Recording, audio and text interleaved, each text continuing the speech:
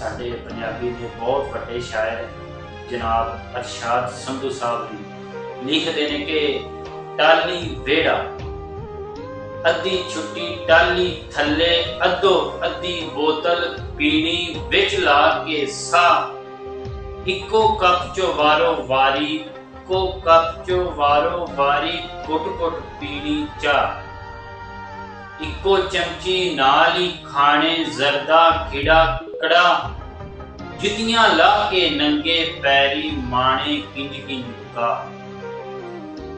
ਕੋਲ ਖਲੋਤੇ ਨਾਗਾਂ ਦੀ ਵੀ ਕਰਨੀ ਨਾ ਪਰਵਾਹ,